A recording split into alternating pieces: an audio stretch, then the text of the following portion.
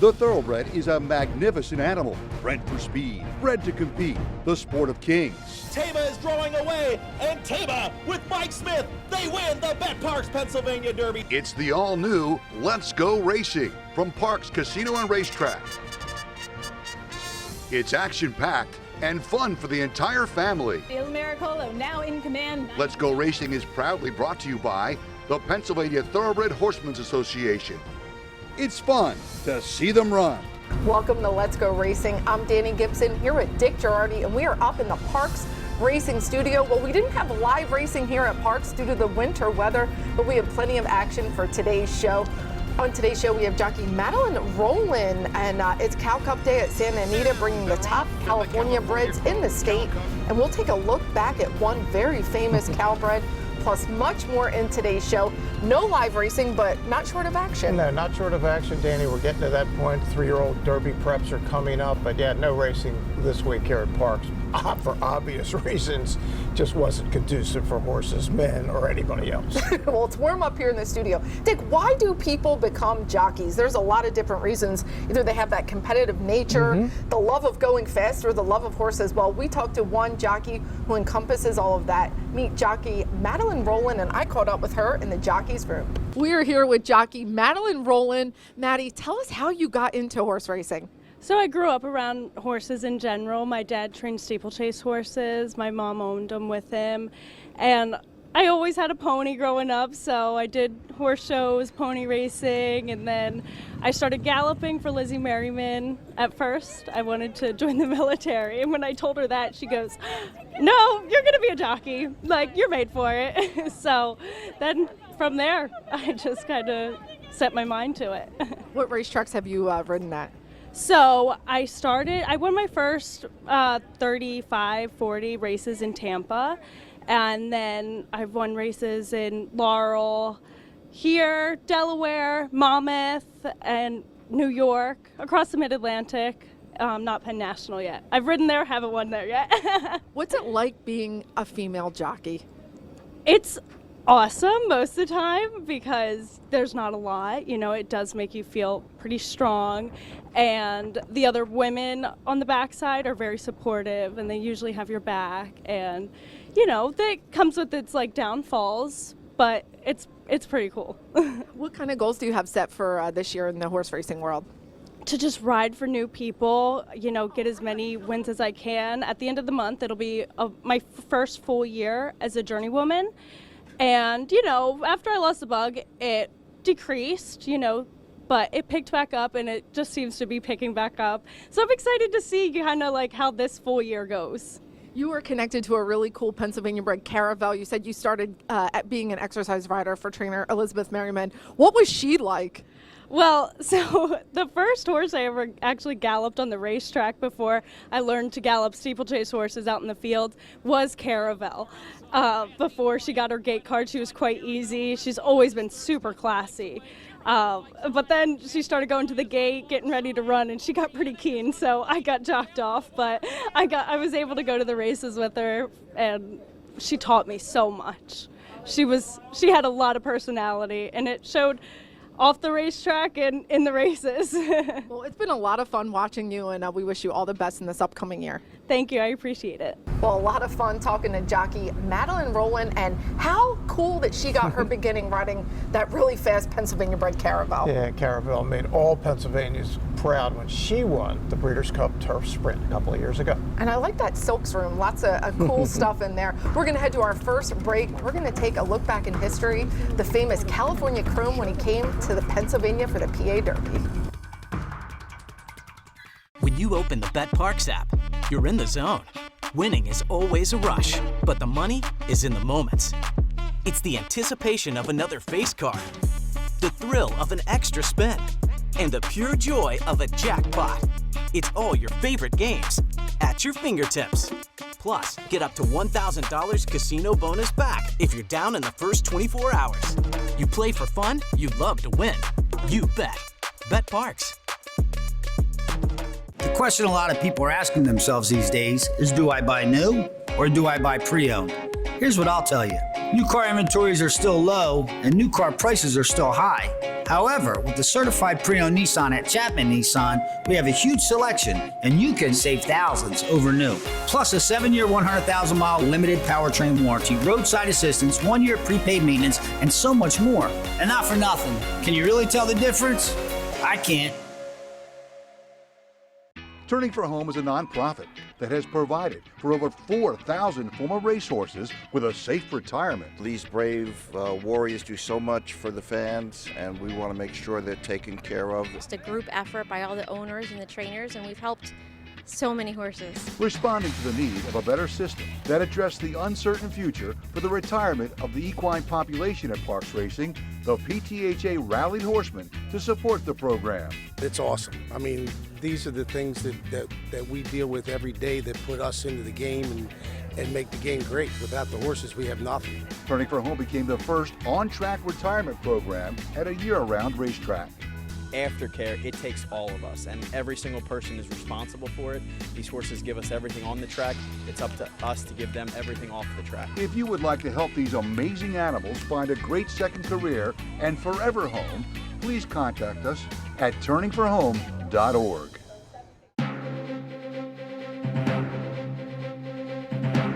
Welcome back. We have our national races of the week heading to Santa Anita. It's the $200,000 California Chrome Cal Cup Derby. This is for 3-year-olds, and they're either California bred or California sired, a mile and 16th. And our favorite is Post 1 Last Call London. Yeah, Peter Miller, who wins lots of races in Southern California. Wild Jewels coming from Post 5 at second choice. Yeah, Wild Jewels, solid paper. Question if it's going to be quite fast enough to win this race. Well, we'll see who gets it done in the California Chrome Cal Cup Derby. Last Call London to set the pace, opening up about a length pretty easily with Stolen Treasure in a tracking spot second. Mitzi's Express is 2.5 or so off the lead, passed now by Wild Jewels, who's clearly into third, and Gentleman's Club at the back with 6 furlongs to run. Last Call London, taken strongly in hand, leads by 3/4 of a length to Stolen Treasure second.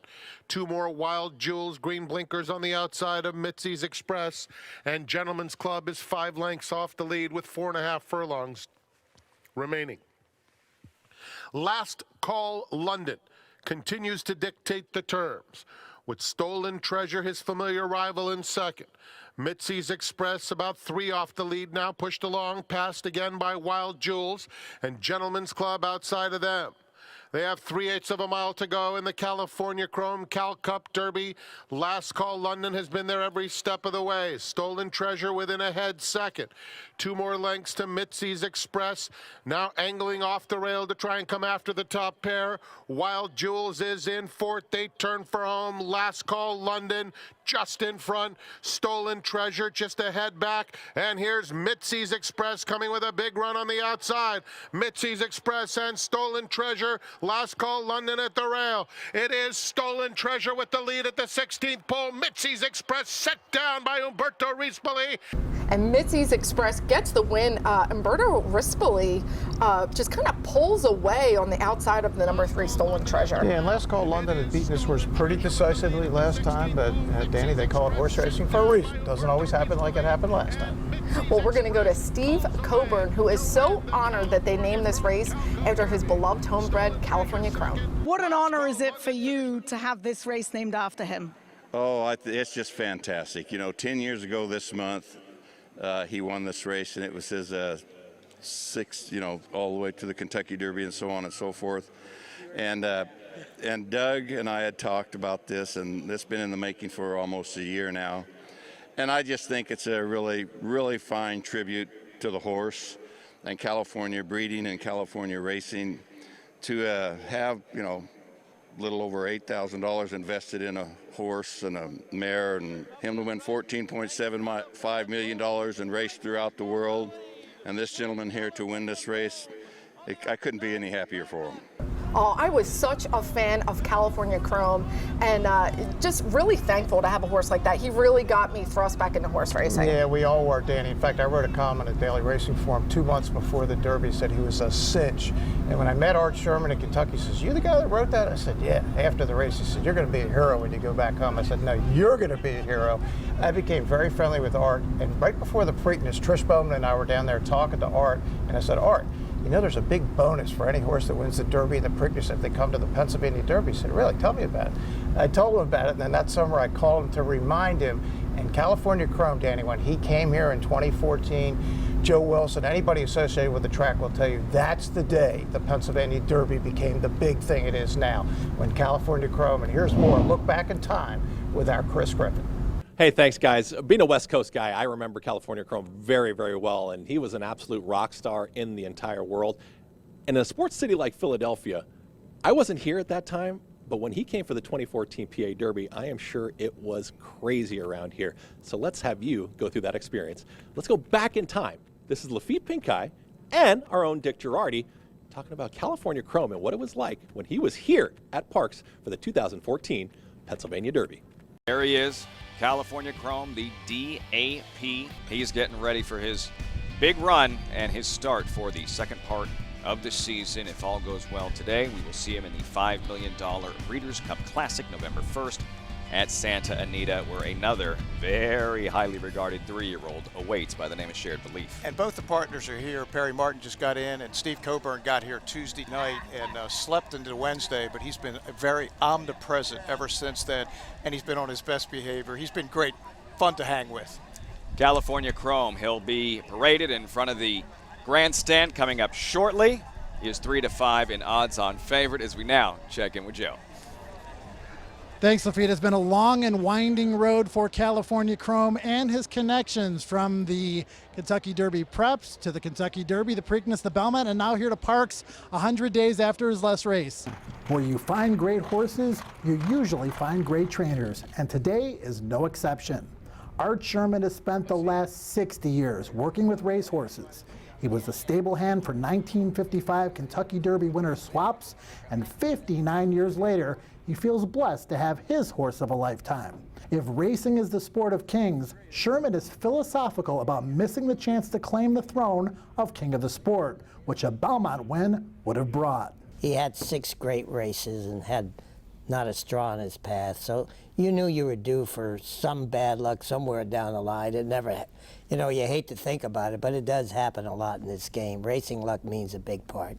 California Chrome arrived at Parks on Tuesday after a flight from California, where he did most of his serious preparation for this race. He's doing good, he's eating good, he looks good, he's holding his flesh good, but there's nothing like running, you know what I mean? Sometimes as a trainer you think, well, did I do enough to him? Did I crank him down hard enough? But, you know, I'm not going to worry about that.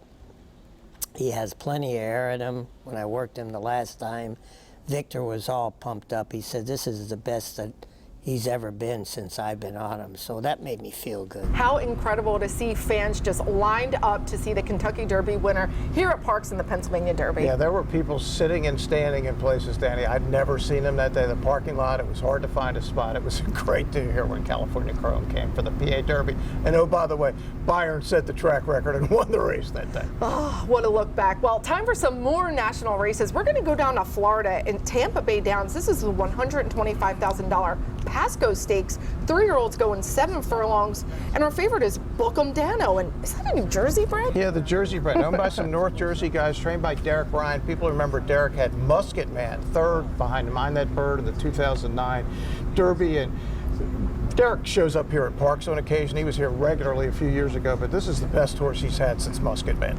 Pretty cool. And second choice is the number 1, West Saratoga. Yeah, and he's one of many horses in here running for second. They're not beating Bookham Dano. Here's my very good friend Jason Bean calling the Pasco Stakes. West Saratoga, Bookham Dano. So the 2 favorites are 4th and 5th right now, about 4 and 5 lengths off the lead respectively. They're 3.5, 4 clear of Bonte King.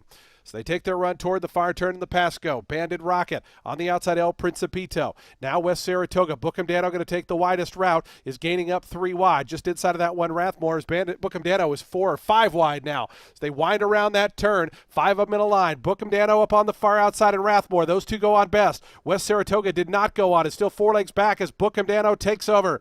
Bookham Dano to the top of the stretch. The lead now a length and a half. Rathmore back in second. 4 more back to West Saratoga. El Principito down the outside, and Bookham Dano takes off for home. Samuel Moran and Bookham Dano by the 8th pole, suddenly in front by 5.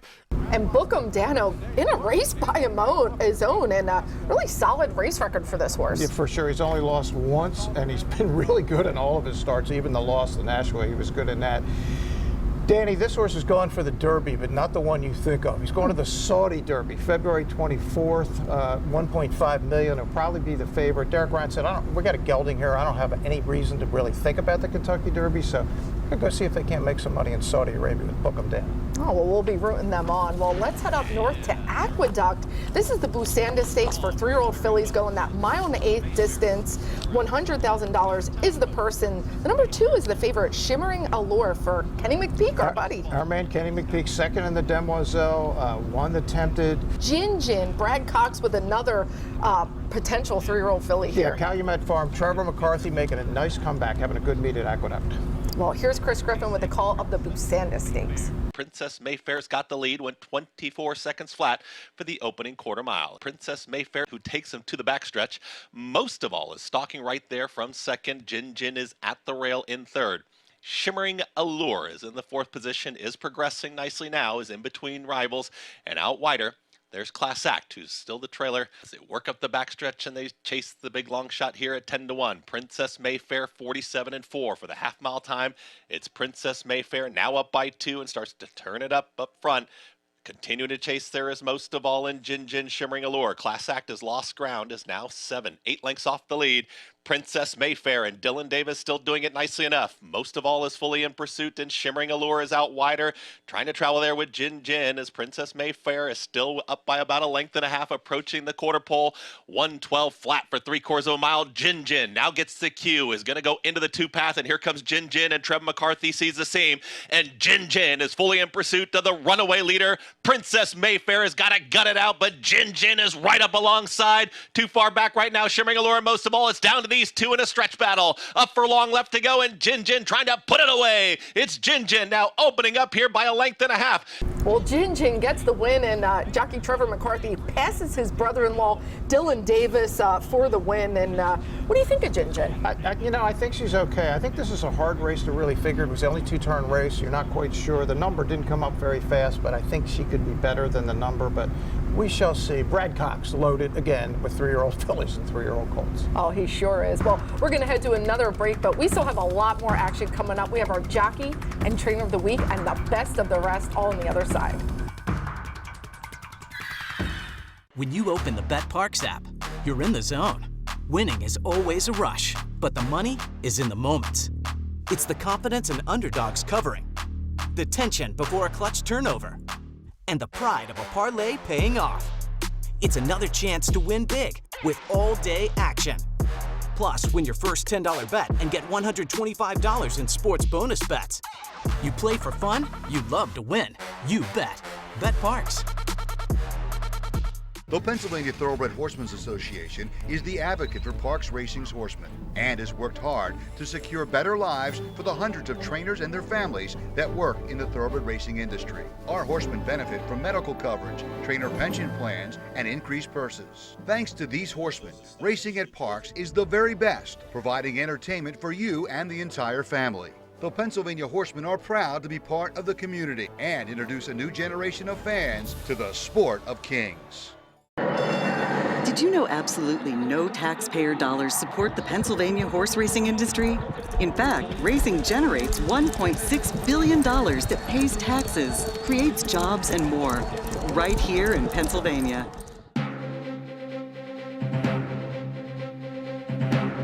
Welcome back to Let's Go Racing, and we're going to get right into the best of the rest. We're going to take a look at Aqueduct's 4th race from Saturday. This is a $70,000 maiden special weight for 3-year-olds, New York breds, with that 1-turn mile. And we have a rooting interest because Just Step On It from Parks Racing breaks on top. The 7 and on top. This is the son of Accelerate. He's the 2018 Horse of the Year trained by John Sadler, and they're not going to catch Just Step On It for Lou Linder or Ruben Silvera. 19-1. By the way, Accelerate was John Sadler's first Breeders' Cup winner after a lot of losses. Do you know who his other one was, Danny, by any chance? Flightline. There you go. I knew you were paying attention. Thank you. Lou Linder, congratulations, winning Aqueduct maiden special. Yeah, you have to think coming from our deeper track up to that surface really helps them out. future bet for sure. Well, let's go out to California. It's the Cal Cup Sprint. This is 6 furlongs on their big day at Santa Anita, $150,000. And this is the matchup of two really cool horses here. Yeah, no doubt. Brickyard Ride is always in front, the 5. How about this? This horse is led in 27 of 31 starts at the first call. Leads again, but here comes the 2.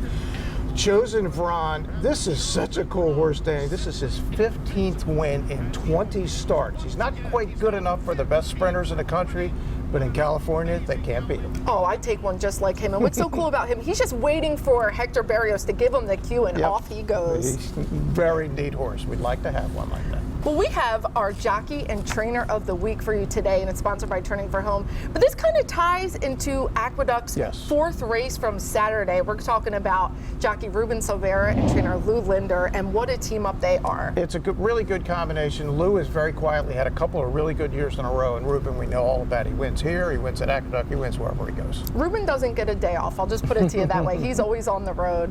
Well, we have a Turning for Home family photo to bring you, and it's a really cool one. 54321 was trained by Scott Lake, and this is with his family, Wendy Campbell. He was adopted through Safe Haven Equine, really cool. And what's really cool about this horse, he was a mounted patrol horse for a little bit. When the Allegheny County Mounted Patrol downsized, he went back to Safe Haven and was adopted to this family. You know, he used to be in the Mounted Patrol way back in the day. Ralph Riviera. He was. With Frank Rizzo back in the day, patrolling the Spectrum steps. He's told me some great stories. You know the streets were safe. Well, we're going to try to make you some money. Our very own Chris Griffin is going to try to get you that cold hard cash with our resident handicapper, Craig Donnelly. Thanks, guys. A little bit of a unique situation, right? We had the weather last week. Now we get into this next week of racing. Craig Donnelly, our handicapper with the PTHA, the Hall of Famer. Craig, when you take a look at that colder weather, what can happen here? And some of the fields have been redrawn, and your selection last week might be your selection this week. Absolutely, and we actually see some of the horses that were unable to run this Monday, Tuesday, Wednesday are back in already next week. Craig, we're taking a look at 2 races on Monday's card. The 9th race and the 10th race. Start to talk about race number 9. Nice race here. Big full field. Where'd you go? Yes, this is absolutely a terrific field, and I would honestly say that just about every one of the best newly turned 3-year-olds on the grounds are in this race. I have a strong opinion. I like number 12, Maximus Meridius. This horse has Butch Reed written all over him. I really love about him, I thought he was the most impressive debut winner here last year in November. He broke slowly from an inside post, rushed up, dueled, drew off the win by double digits. What I love to see is that he's adding blinkers. I think they're really going to help. I also like the fact that he's breaking from post 12, and you might ordinarily say, oh, who wants to break from the extreme outside in a 12-horse field? Well, these are young horses. It means he can't be bothered from his outside at the start when there's often a lot of roughing. And one other thing about him that just makes him even more intriguing is since he lost that race in December, on January 12th, he worked a half mile from the gate in 47, which was the best of 77 works at that distance that day. So a lot of pluses for Maximus Meridius. Craig likes Maximus Meridius on Monday. We'll see if the blinkers do help, Craig. Now we're taking a look at the 10th race to close things out, the second half of the late double on Monday's card. Like number 1, Dat Haas, and as I pointed out before, his last race he was overmatched, but another excuse you can give him is that it was on a wet track. He has never hit the board when running on a wet track, so I'm going to throw that race out. His prior start at the level he's competing Monday, he finished second to a horse named Power Agenda, who has come back to win again since. All right, so we'll see if Dat Haas can pull it off, and maybe you hit that late double here, Craig. Hoping for some warmer weather. Are you going to be bundled up? I think I've got to wear another jacket or two.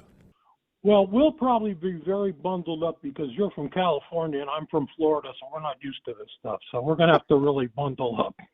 Back to Dick and Danny, where I think they are looking very warm in the studio. Thanks, Chris. Well, when Craig gives you a pick, you want to use it, that's for sure. Unquestionably. We're going to go to our final break, but we have a lot more for you. We have Parks, picks coming up. We'll see you in a minute. When you open the Bet Parks app, you're in the zone. Winning is always a rush, but the money is in the moments. It's the energy of being all in, the passion of a perfect parlay, and the pure joy of a jackpot. It's another opportunity to win big every day of the week. Sign up for Bet Parks and get a welcome offer today. You play for fun, you love to win. You bet. Bet Parks. Want to get out of the cold this winter? Well, Parks Racing is just the place to keep you warm and toasty. Parks Racing gives you plenty of live horse racing action all winter long. And yes, it's fun to see them run from other racetracks as well, with plenty of simulcast action from all around the country. It's a front row seat to see the top 3-year-olds prep for the Triple Crown from Gulfstream Park, Santa Anita, and more. So put on your snow boots, grab your coat, and head on over to Parks Racing. It's warm and toasty, and always, it's fun to see them run. If you want action and you want it now, you got to get the new Parks Racing mobile app. Wager and watch thoroughbred and harness racing from around the world. With the Parks Racing mobile app, it's easy to open and fund your account. Then place your wagers and cheer on your horse as they thunder down the stretch. With the Parks Racing mobile app, you'll easily make withdrawal requests, view the previous day's replays and results. Plus, open any new account now and you'll be automatically enrolled in a Parks Rewards program. The more you wager, the more you earn. Get the new Parks Racing mobile app and get in on the action. Welcome back to Let's Go Racing. We have some Parks picks for you, and we're going to take a look at Monday's 8th and 9th race. Two really nice allowance optional claiming races. This could almost be a stakes race. Absolutely. A lot of good horses in there. Well, we missed some training here at Parks with the winter weather, so I'm calling an audible on my pick. Let's take a look at race 8. I'm going to go with Simovich, only because he's got a lot of natural speed. He's an older horse, and I think the missing training is not going to hurt him one bit. Yeah, when my man Kendrick Carmouche takes a day to come up from his home in Delaware to ride at Parks, I always pay attention. He's on awfully cool on the outside in this race, Danny. He's ridden him twice, won the Bellezzi Mile. Remember, they really impressively almost won the Manfuso. Kendrick and awfully cool gets it done. Pretty solid pick there. Let's take a look at Monday's 9th race. Now, we know Craig made a really good selection in here with Maximus did. Craig and I Meridius. are going to agree here. Okay. What do you like? I like Maximus Meridius. I think he could definitely get a job, but I'm going to do something different. I'm going with Scott Lake's Twilight Dancer. And just because this horse has so much natural speed and tenacity, and I think he's going to get it done with the lack of training this week. Butch Reed told us all months ago that Maximus Meridius had star potential. Yes, he got beat last time. Horses get beat. He's not getting beat this time. Craig and I are going to the windows on Maximus Meridius. It's time for Ion Racing and some big races down at the fairgrounds. Yeah, today, races 12 and 13, the Louisiana Stakes. Our Pennsylvania Derby winner makes his return, Saudi Crown, and they're going to go next to the Saudi Cup for $20 million. Look out. And in the 13th race, this is the LeCompte, first big Derby prep down in Louisiana for Can Group, owned by Chuck Zachney, among others. And remember, he ran so well in the Breeders' Cup Juvenile Turf, trying the dirt. Can Group, my man Chuck, good luck. And you've been watching Fierceness get some work. I have. Fierceness at Palm Beach Downs, an incredible work the other day against Locke. And Todd Pletcher has now announced that the essential 2-year-old champ, it hasn't been announced yet, will make his 3-year-old debut on February 3rd in the Holy Bull. Then he'll go to the Florida Derby, and then we'll see him in Kentucky. Oh, it's that exciting time of the year, Kentucky Derby time. Well, that wraps up us on Let's Go Racing. Catch us next week, but make sure you come out to the track. We are here Monday, Tuesday, and Wednesday. Post time is 12:05. Thanks for watching us on Let's Go Racing. And they're off. Skippy Longstocking has early speed. We the people from in between horses. Taba's got the lead now. It's Taba in the center of the racetrack, but Taba is drawing away, and Taba with Mike Smith, they win the Bet Parks Pennsylvania Derby.